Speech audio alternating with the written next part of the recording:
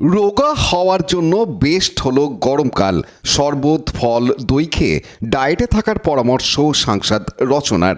স্বাস্থ্য নিয়ে কাজ তার প্রায়োরিটি বলতে গিয়ে বললেন অভিষেক বন্দ্যোপাধ্যায়, আইকন গাইড।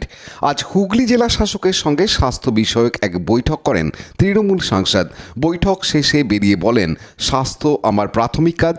আমার সংসদ এলাকার হাসপাতালগুলোর পরিকাঠামো উন্নয়ন করব, তবে চিকিৎসকের অভাব আছে, সেটা কিভাবে দূর করা যায় তা দেখা হচ্ছে। অভিষেক বন্দ্যোপাধ্যায় সাধারণ গরিব মানুষের জন্য সেবাশ্রয় স্বাস্থ্য প্রকল্প নিয়েছেন। সেটা দেখেই তার এলাকায় স্বাস্থ্য নিয়ে বাড়তি উদ্যোগ কিনা সে প্রশ্নের রচনা বলেন, অভিষেক বন্দ্যোপাধ্যায় আমাদের একজন আইকন ও আমাদের পথ দেখাচ্ছে, দিশা দেখাচ্ছে। সেই পথ হয়তো আমরা অতিক্রম করতে পারবো না, কিন্তু তার সিকি ভাগও যদি করতে পারি সেটাও অনেক। নিশ্চিতভাবে তিনি একজন গাইড। জেলায় স্বাস্থ্য পরিষেবায় চিকিৎসকের অভাব আছে জানিয়ে সাংসদ বলেন, হাসপাতাল বাড়াবো, বেড বাড়াবো, হাসপাতালে যন্ত্রপাতি দেয়া হবে, পরিকাঠামো উন্নয়ন হবে, কিন্তু ডাক্তার না থাকলে সবটাই ফিকে পড়ে যাবে। ডাক্তারি আসল, সেই মানুষদেরই দরকার। গতবার যখন প্রচার করেছি তখন খুব গরম ছিল, এখনও সেই গরম পড়েনি, তবে 26-এর নির্বাচনের সময় গরম বাড়বে। এখন অবশ্য লরি করে, জিপে করে ঘুরতে হবে না, মানুষের কাছে কাছে যাওয়া সেটা পরের বছর হতে চলেছে। আবার বিধানসভা ভোট আসছে, দেখবেন পরের বছর কি গরমটা পড়ে। গরমকাল হলো সবচেয়ে ভালো সময় রোগা হওয়ার জন্য, ডায়েট করার জন্য, রোগা হওয়ার জন্য শরবত, ফল, দই খান। মনে আনন্দ রাখুন, শরীর মন সব ঠিক থাকবে। পানু পালের রিপোর্ট, হুগলি টিভি। আবার ঘোরা শুরু হবে, আবার দেখবেন পরের বছর কি গরমটা পড়ে। দিদি, আপনি কিন্তু গত বছর কিন্তু সব মানুষকে একটা টিপ দিয়েছিলেন গরমে হালকা খাবার খেতে।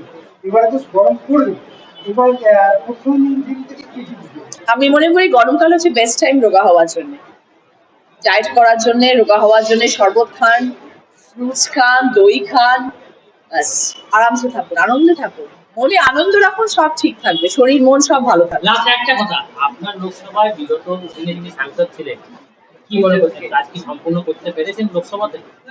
কারণ তো হার ছিল। কিছু কিছু নিশ্চয়ই সে করেছে, একদম করেনি কেন বলবো। কিছু কিছু জায়গায় সে কাজ করেছে, যতটা করার দরকার ছিল ততটা হয়তো করে উঠতে পারেনি, বা যতটুকু করেছে করেছে, একদম করেনি তো বলবো। কোন জায়গায় খামতি রয়ে গেছিল সেটা কি বুঝতে পারলেন আপনি? আর স্বাস্থ্যটা নিয়ে একটু ভাবলে আর একটু বেটার হতো। আমাদের স্বাস্থ্য জায়গাটা একটুখানি পিছিয়ে পড়েছি আমরা, হুগলি জেলা স্পেশালি আমার সাতটা কনস্টিটিউয়েন্সির মধ্যে স্বাস্থ্যটা একটু হয়তো আছে। কত দেবেন আগের সাংসদকে, কত দেবেন তাহলে? আমি এই মুহূর্তে ডিসক্লোজ করতে চাইছি না, যতক্ষণ না আমরা জিনিসটাকে নিয়ে পুরোপুরি ভাবে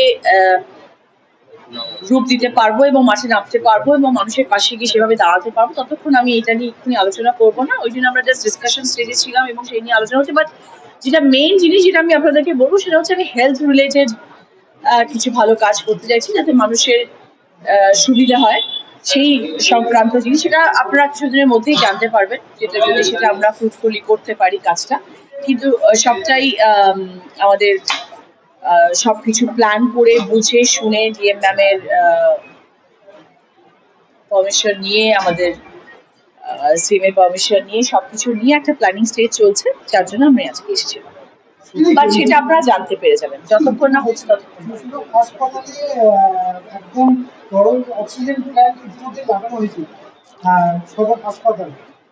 সেটা হচ্ছে একটা বড় পাওয়া সদরের হুগলি জেলার মানুষের। খুব ভালো। আমি তো মনে করি হেলথ রিলেটেড, স্বাস্থ্য রিলেটেড যেটুকু জিনিস হবে আমাদের পশ্চিমবাংলার মধ্যে, সবটাই সবসময় ভালো। কারণ লাইক, শেয়ার, সাবস্ক্রাইব করুন হুগলি টিভি। খবর এখন বুক পকেট।